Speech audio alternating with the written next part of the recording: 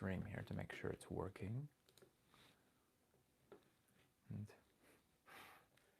let's see, live. Look at that.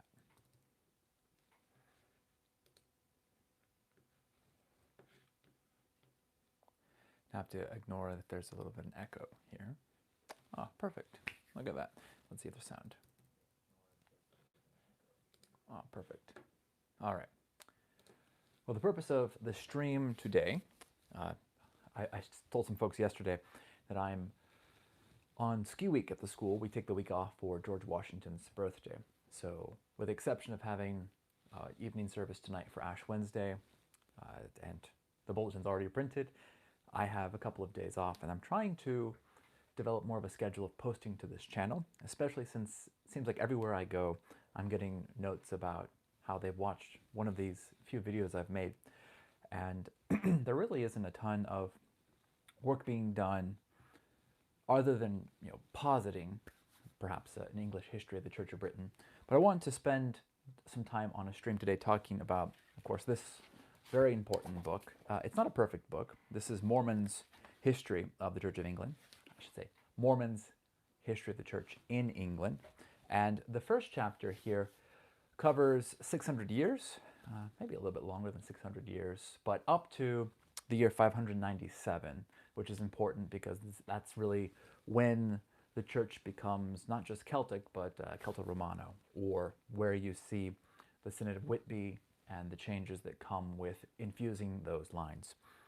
Now, I'm going to read a little bit from Moorman and then go through some things there, and I'll try to see if I can have the live stream up here on mute so that if you have comments or questions, objections there, you can tell me, and hopefully there's not a problem here with that. So again, welcome to my office here at Canterbury School, and we're going to spend a little bit of time going through Moorman. It's John Moorman, Bishop of Ripon, and his book, History of the Church in England. And here he goes through, 17, 18 centuries of history, just a few hundred pages. So he compares that, of course, to trying to fit a gallon inside of a pint, which is true. So this cannot be exhaustive. Like, you could spend lectures going through the first few hundred years. But starting here in the very beginning, I want to start with, before I even read any of his text, there's a footnote. And this footnote's worth repeating, bears worth repeating. It says that the earliest record of Saint Joseph of Arimathea, in an edition of 1250 to the Chronicle of William of Malmesbury.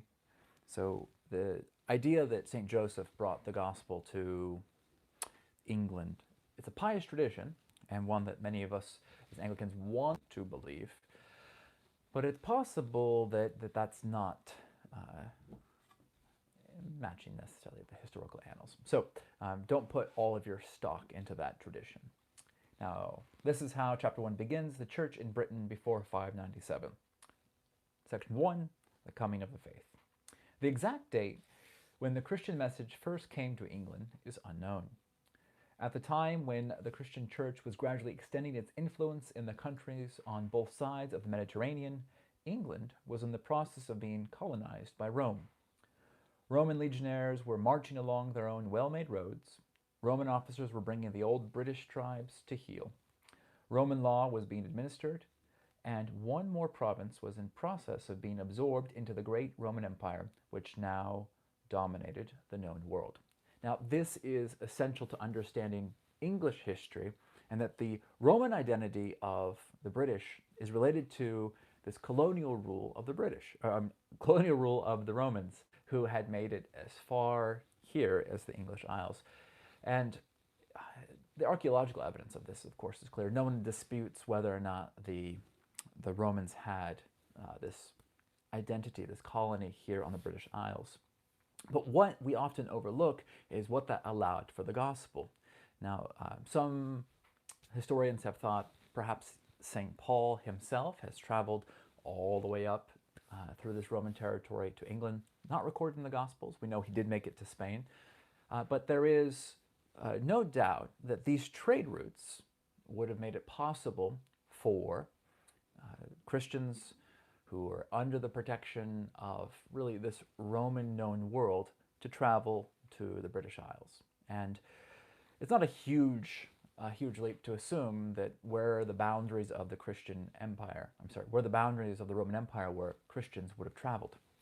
So it makes it easy to imagine England getting here. It's not like the strange Moorman idea that somehow Jesus, after he resurrected, then suddenly appeared to the people over in the Americas.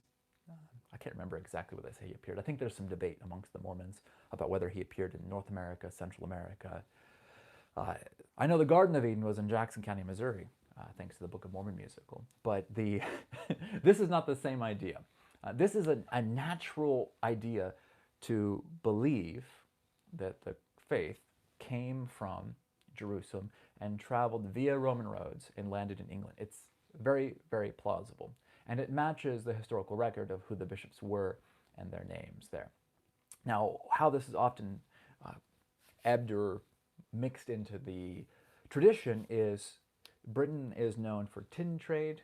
Joseph Arimathea is traditionally known for tin trade, and so the idea has been connected, like we saw here in the medieval period, of Joseph Arimathea, the one who gave up his tomb for Jesus. Some traditions even say that that Saint Joseph was a relative of Mary and Jesus, and so there's one tradition that I've heard that as a child Jesus would have traveled with Uncle Joe to England long before he was the Messiah crucified on the cross. Those are, again, traditions that are on shaky ground. But continuing here with Moorman, he writes, among those who came from Rome, whether soldiers, administrators, traders, or camp followers, there may well have been some who had heard and accepted the message of the Christian church, and who secretly prayed to the Christians' God, while their fellows did homage to the old gods of the state, or to Mithras, or Isis, or one of the gods of the mystery religions. But of this we have no certain knowledge. If there were such, they have left no record behind them.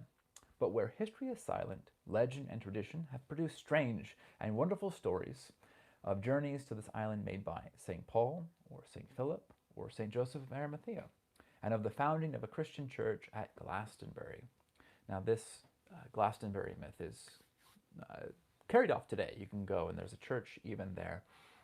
And this idea of having an English identity to the church is not just part of ancient medieval tradition, but we're going to see in Moorman that this matches the testimony of the church fathers, that what develops in the early councils and what develops in some of the evidence for the success of the gospel, meaning that the church fathers will look to the gospel going all the way to the British Isles as a part of evidence for showing that Christ is really the Messiah, because the promise of the Messiah is that from corner to corner the gospel is going to be spread from sea to sea type of idea.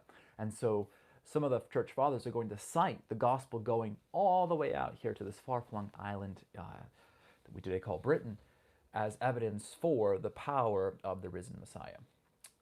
Okay, now here's where those mentions begin. Moorman continues, the first mention of any Christians in Britain is in Tertullian's tract against the Jews, written in 208.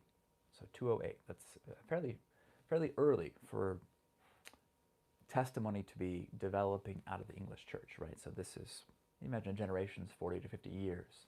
This is early generations of the church. Written about 208, in which he speaks of parts of Britain inaccessible to the Romans, which had yet been conquered by Christ. So Tertullian saying, when Caesar comes in, when the Romans come in, the barbarians, particularly the Scottish Picts, are unable to be conquered or subdued by Roman law, by Roman might. But Christ, who is more powerful than even Roman emperors, is able to subdue these people. See, it's an apologetic evidence for the power of the gospel that even these wild men, these wild English, or these wild Picts have been converted.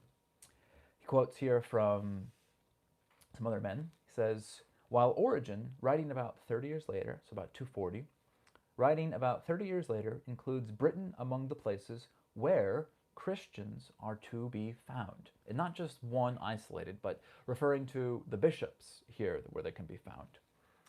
Britain among the places where Christians are to be found.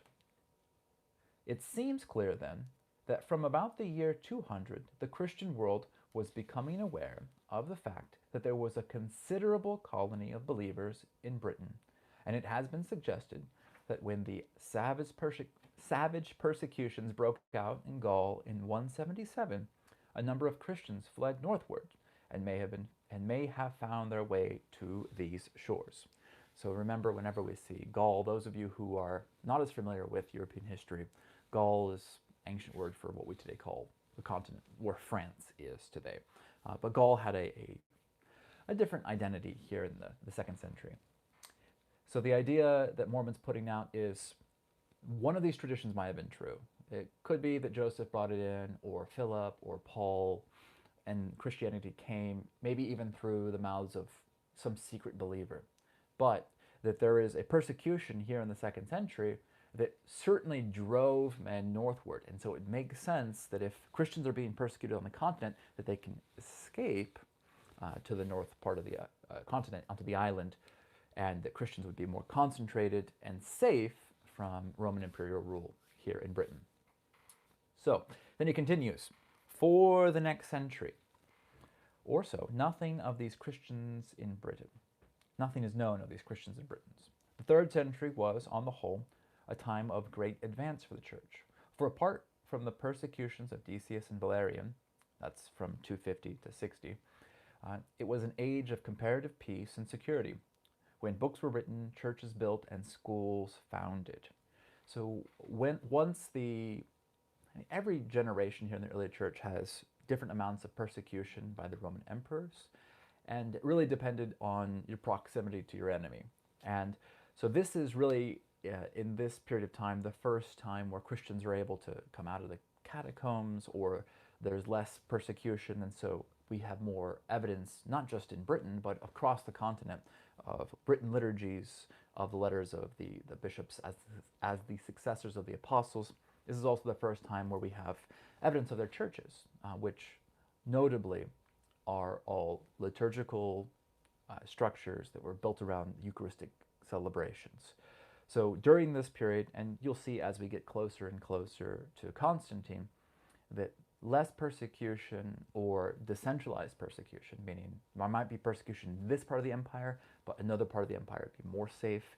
And in those periods of safety, they produce more written material about what the church is like. So then the churches, schools, etc. coming up.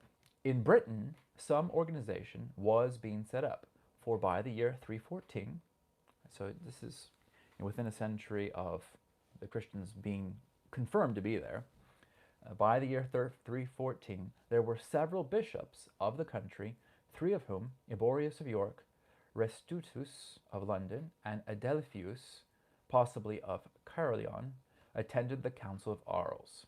So this is an important thing because it says these 3 bishops represented the British Isles.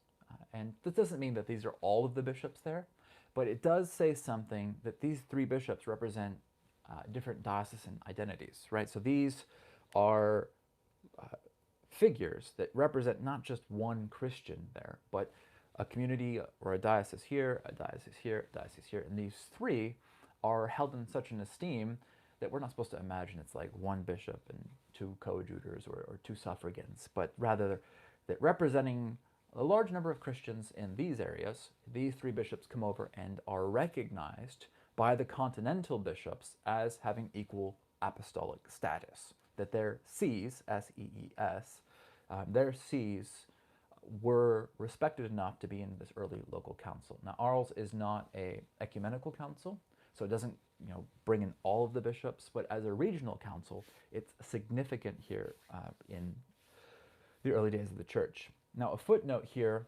from Moorman when he talks about this third bishop who we have here, Adelphius, he's styled after Londinensium, but some people have made the connection that this might be Bishop of Lincoln. So that's an important thing because that's a historic see in the English church. So you have York, you have London, you have Lincoln, these three geographical dioceses represented here. Now today, those are also significant cities, right? If you look at a map of Britain, which there's one behind me right there, the top of the island, of course, that's Scotland. The bottom of the island, on the bottom right, where it's closest to the continent, that's where Kent and Canterbury is. And if you go a little bit west of there, you can find yourself in Canterbury. And so, west of there, you find yourself in London, which the Romans did get that far. So these British bishops represent a population of Christians spread throughout the island. And that gives us some information about the relationship between the continent and the island.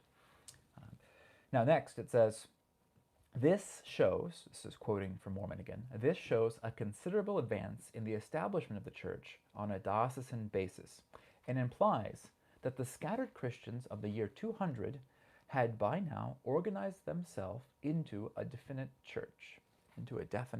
Now that's important, because what this tells us, again to repeat myself, is the British Church has 3 bishops.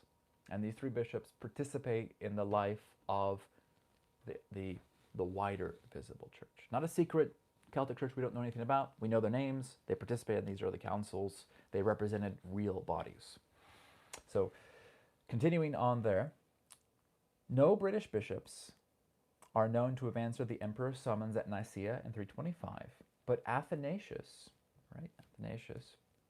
expressly states that the British Church accepted the decisions of that council. Now, it's not easy to travel to Nicaea. It's not easy for British bishops to make that journey. I mean, I think some of us forget that even in the medieval period, when the Pope started causing people to come on pilgrimage to Rome, I was just at the Vatican over the summer, that the way that they would afford the pilgrimage is they would sell everything they have, and part of what the popes had hoped they would do is during the pilgrimage to the Vatican, that they would arrive with nothing and they would set up their new lives there, and that's how the popes would increase the population of the city of Rome. But that to say, it's not unusual that bishops would not have made it to the council at Nicaea, where they had participated earlier in the earlier local councils. The bishop in Nicaea was presided over by Hosius, and he was bishop of, what is the name of the Spanish town? Cordoba, something like that. And so he was of the Western Church, of the various Petrine sees, of course, under the jurisdiction of Rome, as opposed to, say, Antioch or things like that. But Hosius was not a papal legate or representative or delegated authority of the Pope. So in many ways, Hosius represented the interests of the British Church at the council as well. So Athanasius tells us that they accepted it, and we continue on from there. So the British Church is a participant in the life of the ecumenical church, as testified by Athanasius the Great. Okay.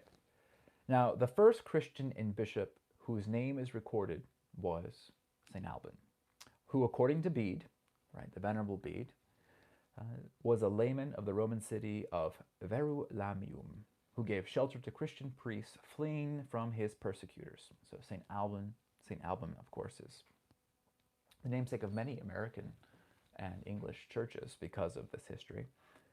While the priests lay hid, Alban learnt of the Christian faith and was converted. And when the soldiers came to arrest fugitive Alban, dressed in the priest's cloak, gave himself up and was condemned to death, and martyred on the hill where the Abbey Church of St. Alban now stands. The date is generally assumed to be in 304, during the persecutions of Diocletian. And so if you want to read about the persecution, or I guess the way that St. Bede describes this story, there is, Bede is not a direct witness of the martyrdom of St. Alban, of course, because he's writing centuries later, but Bede uses a document according to Gildas, and he takes a lot of the early British history and retells it. Sometimes he does this faithfully, and a lot of the times, I should say, he does this faithfully. But sometimes Bede does it through a lens that reflects a perspective of a couple centuries later. So Bede has a Roman lens as a Roman monk to read some of this history. And so some of the things are told in favor of a Roman-centered history rather than what the Celtic Church would have originally included. So that's just a caveat to have there. Bede is not a historian how we would understand today. He was an apologist for the church, and so he mixed in historical fact with Roman apologetics, along with some of the hagiography that was accepted about that time, but we might not accept today. So Saint Alban is a historical figure for the church in England, of course a saintly figure, and gives an identity of the church during the persecuted time as a connection to the Church of All Saints. Right? So England has a role in producing saints for the global Orthodox Catholic Apostolic Church. Now, with the passing of the Edict of Milan in 312, so this is where Constantine the Great enters into the conversation, the Christian Church entered upon a new phase of its history. Now, for an aside here, this is not when the Church became Catholic. Constantine convenes the council, but it's the bishops who rule over it. And Constantine does not impose his views or his religion over the council. The bishops of the Church, guided by the Holy Spirit, give us the doctrines that are here. And mostly they are preserving the doctrines of the Church. So we have a comment here in the thread that says, Saint Bertha, Saint Bertha. There are, of course, other English saints beyond Alban that are not mentioned here. But the Edict of Milan and the Constantinian toleration and eventually the conversion of the empire to Christianity does not alter the faith. Right? The faith in the Isles, and the faith in the continent, and the faith in the East is the same before and after the Council of Nicaea. And it's not as though Constantine invented bishops, they existed before. He didn't invent sacraments, they existed before. He didn't invent these things. Now, there are some things that Constantine does do that change the government of the church. For example, Constantine fires out all of the religious leadership who were employed by the Roman state. Because I think we miss this because we live in America, but that in the ancient Roman world, the religious and civil identities were kind of one. And so the pagan authority in the temple, you know, the various religious temples that were set up for emperor worship were also the place for civil discipline or legal discipline, juridical discipline. And so when these priests are replaced, well, who takes their place? Constantine puts in their civic order Christian bishops. In fact, the stola, the stole that Christian priests wear today, priests we wear it crossed under our chasubles, was a vestige. There's a book published, I think it's through St. Vladimir's Press by, I believe her name is Krista West, on vestments that goes through the development of ancient togas and vestments that were connected to the Roman Empire. And so Constantine does give some vesture that were civic vesture for meting out judicial claims to the priests. And along with that came diocesan or kind of citywide government of local courts, which Christians had been doing previously, but as a parallel system to the Roman courts. Right? St. Paul tells the Christians not to go to the civil courts, the Roman courts, but to have their own Christian courts inside the church. That feels very strange, I think, to moderns. But Constantine does not change the church's theology. He supports and enables the church to take on, this kind of imperial role. And from this period on, the theology and the ecclesiology and the imperium of the church will kind of work in this type of a symphonic relationship, but not because Constantine wanted to control the church. Our friends who hate Constantine are severely misguided. A great book on this is a Protestant scholar, Peter Leithart, Defending Constantine. Great long book on the history of it, describes the breaking up of the empire and the various political machinations that lead to Constantine becoming a Christian. but also defend him against the idea that he was some pagan subverter of Christianity, or the inventor of the Catholic Church, or some great antichrist, or something like that. Now, with the passing of the Edict of Milan in 312, the Christian Church entered upon a new phase of its history. For 3 centuries, the Christian Church had been classed among the illicit religions. It had always been, to some extent, unpopular, and the shadow of persecution had lain over it. Now, this is important because the Romans had a special relationship with the Jewish religion, and the religion of the temple in Jerusalem. You might recognize this if you know the history of the Herodians, and of course from the time of the Maccabees into the Roman occupation of Jerusalem or Palestina, that the Herodians had a special relationship for the Jews with the Romans, and the Jews did not really want to share that relationship with the Christians, and so they encouraged some of this persecution as well that you see Paul subjected to in the book of Acts. Now, it had always been unpopular to some extent, and the shadow of persecution had been lain over it. By this decree, that is, the Edict of Milan, Constantine removed the ban, and for the first time in history, the Church was free to declare his faith openly without fear of a cruel death.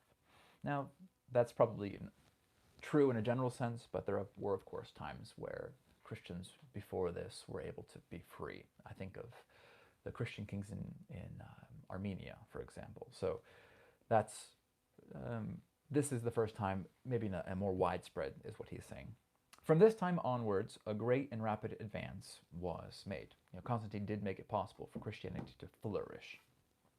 Such an advance must have been made in Britain, but still our evidence is very scant. In 359, some British bishops again attended one of the great councils of the Church, the Council of Rimini, but they were so poor that 3 of them were driven to accept the imperial offer of money to pay their expenses, though all the other bishops present had refused to do so in order to preserve their independence. So the idea being that they had to take money from the empire to get there, and that would change how they interacted with the empire. This would suggest that the Church in Britain, though becoming more organized, was yet poor, and no doubt many of its members were drawn from among the semi-Romanized natives, who were far from being the most prosperous members of the community. Yet that there were Christians among the richer Romans is proved by the appearance of Christian symbols such as the chi rho sign among the mosaic pavements which adorned their villas. So he's arguing that the archaeological evidence amongst the Roman villas, which were occupied by more wealthy Romans, had Christian symbolism there in Britain already. So there's evidence that though the church as a whole was probably poor, and this is probably because we tend to think of the UK as one people, but going back in history, there's many divided kingdoms, and there's always this conflict between these kingdoms, and there's always the danger of the pagans to the west in Ireland, the pagans to the north, the Scandinavian countries, marauders from even from Gaul. So it was a divided people, and that probably is one of the reasons why it stayed poor. It's also an island, so the resources were largely imported. Now, here is how he continues. Apart from such decoration, the Christians of the period of the Roman occupation have left little trace of their handiwork. The chief exceptions are the little Christian chapel at Lullingstone in Kent, built almost certainly before the year 345, and decorated with mural paintings, and a chapel at Silchester of about the same period. This was a small building, only 45 feet in length, with an apse at the western end of the nave, aisles, transepts, and a narthex. Now, this is common, right? Though all the Christian churches have this same kind of a cruciform pattern because they were all built around sacrificial altars, meaning not that they sacrificed anything new, but because their communion theology, going all the way back to even the catacombs, was always around the idea of celebration of Holy Communion in a certain way. So they all have the same type of structure, even if the chapels are smaller. The altar appears to have been made out of wood, and the priest celebrated facing west with his back to the congregation. Outside the church was a stone trough where the faithful washed before entering the church. No doubt there were other churches in different parts of the country, but few traces of them have been found so far. Now, this detail of of a wood altar points out why that might be. Right? If you have a temporary altar, it's not going to survive 2,000 years of decay. Now, that ends this first section here. I'm going to look at the stream here, make sure if there's sound issues, let me know.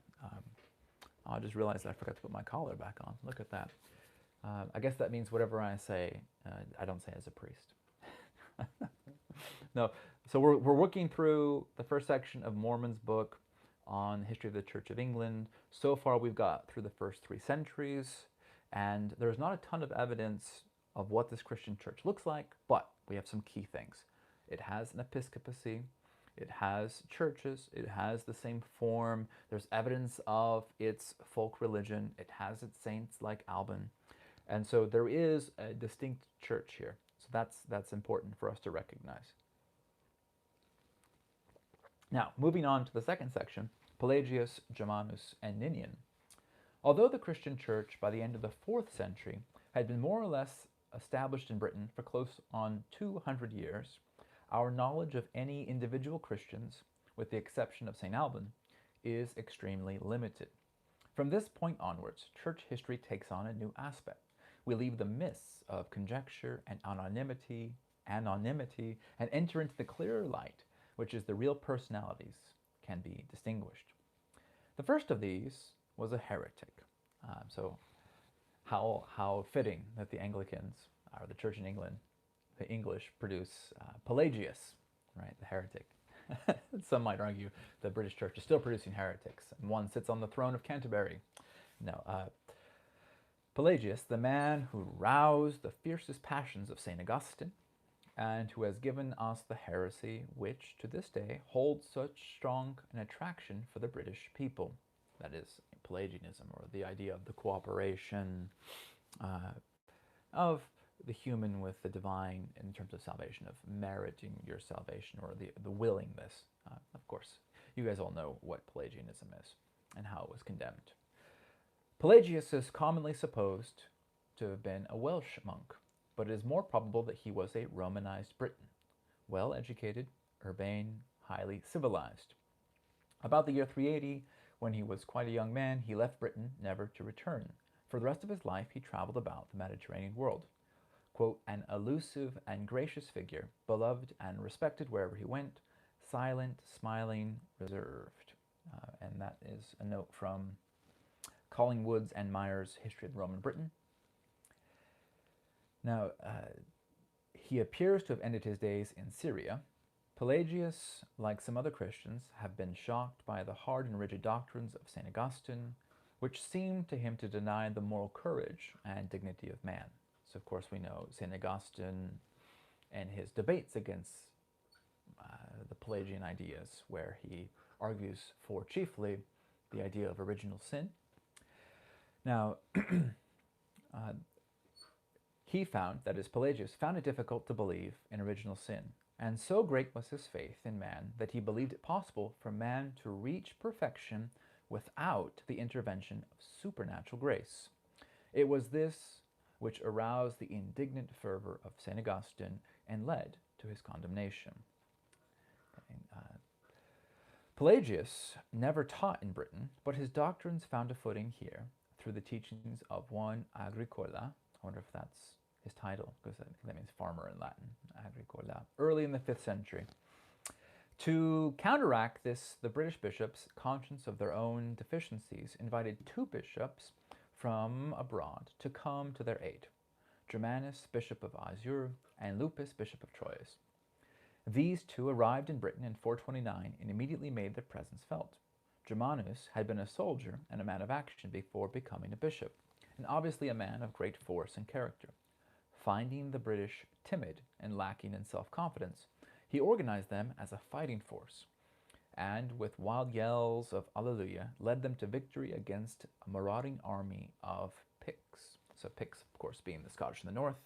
I'm, of course, using modern titles. Every time I talk about Celtic history, I always have people commenting that you're using modern descriptions for ancient people.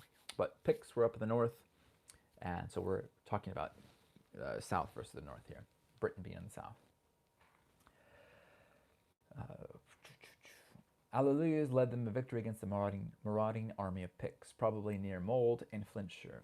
Wherever Germanus went, both on his first visit in 429 and on his second visit in 447, he encouraged and strengthened the British against their opponents, whether pagan Picts or Pelagian heretics, striding through the country with a bag of relics around his neck. Germanus, by his preaching and his miracles, convinced all gainsayers and put new life and courage into the British Christians.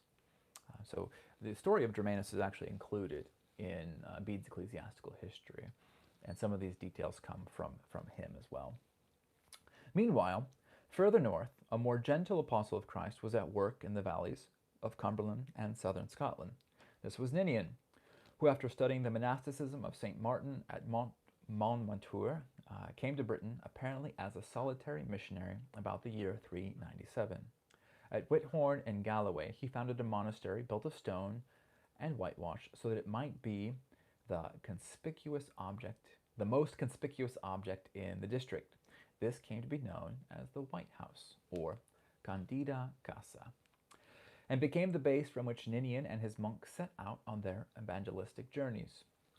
These seem to have taken them not only among the savage Pictish tribes of the neighborhood of the Roman wall, but also up the east coast of Scotland and even into Ireland, where they paved the way for another great missionary of the church, St. Patrick.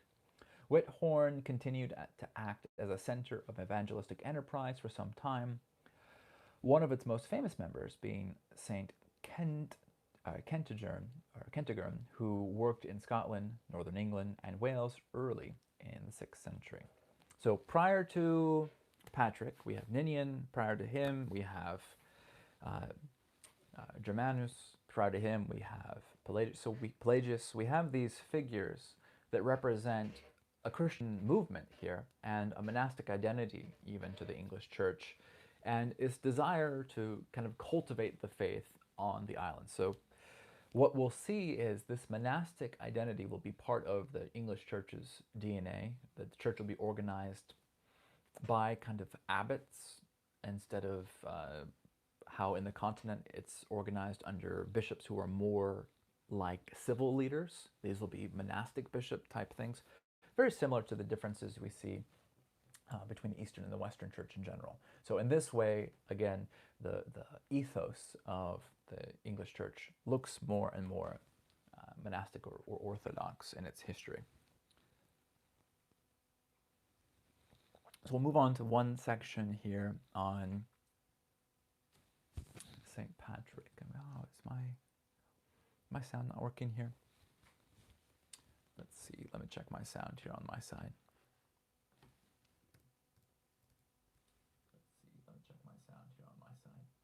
Looks good here. Okay.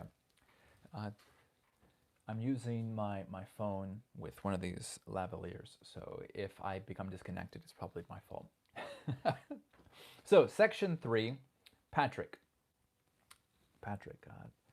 Now, notice that Patrick is not the first, and Patrick is also one of these embellished saints. I mentioned with Bede that they want to, they're not inventing things, but they want to believe the tradition. They want to believe the folk ideas.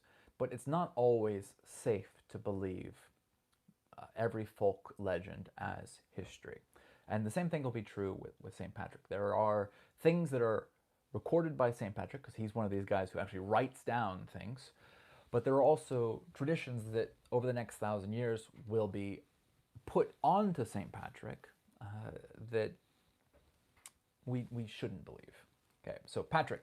While Ninian was at work in Galloway, there was growing up in the west of England a small boy who was soon to make his mark on the history of the expansion of the church. This was Patrick, the son of a British decurion or local administrator called Calpurnus, who was a deacon and the son of a priest. So notice that Patrick is from a Presbyterial lineage. Grandpa's a priest, dad's a deacon, and now we have Patrick in this line, which makes sense in the ancient world that your kind of family's profession would be here. But that also says something about here in the 4th and 5th century, if your grandpa's a priest, he's not a celibate priest, right? So the tradition of celibate priesthood obviously hasn't gotten to the English church yet.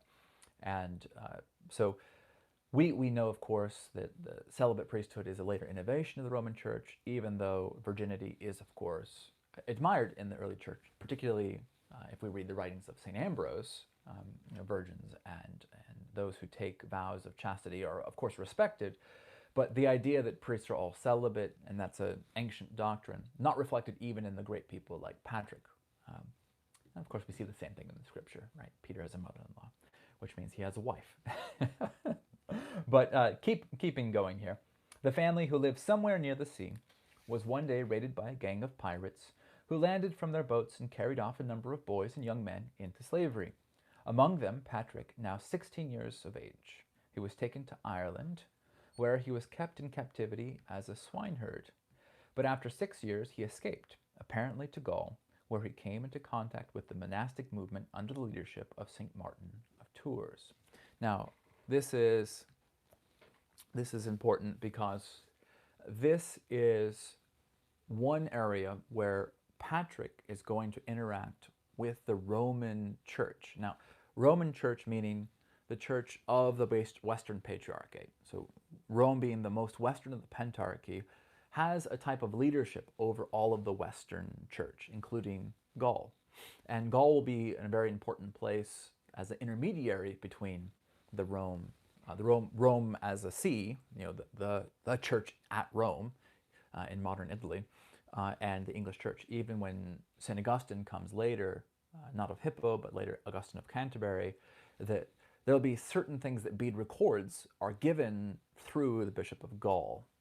So the fact that Patrick escaped slavery and is now on the continent is going to show how he is recognizing that the faith is the same in many ways, but also how even St. Martin of Tours, which we should know the soldier's history there, the great St. Martin, how he organized in this monastic way is going to influence Patrick, and he's going to take something different back to his home.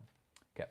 Now, while he was undergoing his training, he conceived a desire to return to the scenes of his captivity in order that he might preach the gospel to the men among whom he had lived and suffered. After visiting his old home in Britain, he was, in the year 432, consecrated a bishop for the work in Ireland and immediately returned there as an apostle of Christ. So, hear that. Does not mention permission from the Bishop of Rome to become a bishop. Does not mention, even from this archiepiscopal standard, what we would see like go back to Gaul to become a bishop. The British Church has the authority to make him a bishop, independent so far of the other places here. Now, the story I've often heard about Patrick going back, which it could be a tradition, but that when Patrick returns back to his slave masters, that the rumor of his return has got there before he has.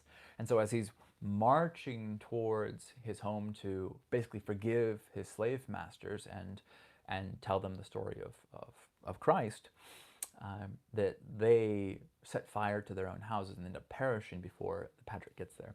And I think that's how that story goes. But something like that they're so afraid that they end up either they set themselves on fire or their house sets on fire. But somehow, when Patrick returns, he's unable to really reconcile in the way he wanted to because they feared Patrick, the bishop, returning.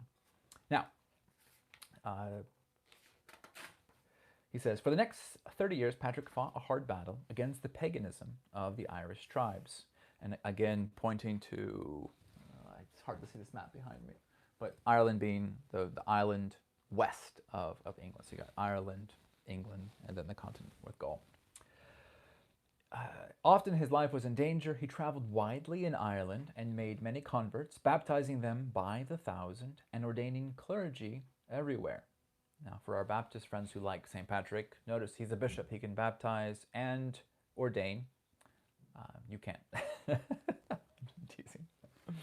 He attempted to introduce the diocesan system, which he had studied in Gaul. but it failed chiefly through the lack of any cities which could form the centers of government. Now, that's very interesting because what this says is that it's not how it was organized back with his dad, the deacon, and his grandpa, the priest. There it was monastic organization. And that's how the Celtic church, as far as the English church, would be organized for another few centuries. Even through the reign of Alfred, the church will largely not be the diocesan model. The diocesan model is really inherited from the Roman civic model. And so when Patrick tries to introduce this in Ireland, because there's no major cities, these are rural farming people, there's not really a support for this type of model. And any of you who have been through these places can see why that wouldn't work. Now, the monasteries which Patrick founded became the chief feature of the Irish church. The Irish monasteries were quite unlike those of the rest of Europe, as was the relationship between a bishop and an abbot. Whereas in the usual system, the bishop had general oversight of the monasteries in his diocese. In the Celtic plan, the abbot ruled supreme and often had a number of bishops among his choir monks. So the monastic identity, of course, of the Irish church here is then really important to Patrick, that they see the abbot of course being like Abba or father, right? The father of the monastery, either because of this cultural identity of the piety of the monks, but that the abbot even had sometimes bishops under him serving in the monastery. Now, the abbot ruled supreme. The monastery, in fact, was little more than an ecclesiastical replica of the tribe. Now, I've seen people try to make diagrams of this where you have like the monastery in the center and then all of the commercial activity of the people, the school and the blacksmith and the farms, all of it around the monastery, so that like the center of the city was the monastery. The monastery was in fact little more than an ecclesiastical replica of the tribe. The bishop generally had no territorial jurisdiction. He was raised to the episcopate because of the sanctity of his life and was invested with the powers of ordination, confirmation, and consecration. But he had no administrative function. That belonged to the abbot. Right? So in the Council of Nicaea, the hierarchy was holy orders are deacon, and deacons are servants of the bishop who serve in the local church and make sure they do what St. Stephen modeled for them, caring for the widows and orphans, taking the bread to the hungry. But they were not presbyters, they were not elders, they were not priests, they did not confect the Eucharist. The priests could do that. The word we have is presbyter, priest. In English we go Greek presbyter, prester, Old English, priest, modern English. Those were those allowed to ABC, absolve, forgive sins, bless, and consecrate, confect. So that was a distinct. Now, above the priest was the episkopos, or the bishop, the successor of the apostles, and they were the ones who could lay hands on men and make deacons into priests. Priests couldn't do that, no matter how many you had. But then that identity was distinct in the in the Irish church from a jurisdictional identity. In the canons of the early church, territory, like the bishop of Libya, the bishop of Antioch, the bishop of Rome, there was an idea that you couldn't have overlapping jurisdictions because one bishop ruled over an area. That's a problem we have today in modern Christianity, where we have like Greeks overlapping Russians, Anglicans overlapping Episcopalians. But in the ancient church, they didn't have that problem, at least in the Irish church, because jurisdiction was handled by the abbots. He's the ecclesiastical mayor, and then the functions of the bishop, priests, and deacons were ecclesiastical according to their ontological office. You can ordain, you can confect, you can serve, etc. So that's another interesting distinction of the Irish church, which, if we believe the mythology that all the church was exactly the same everywhere, because we all just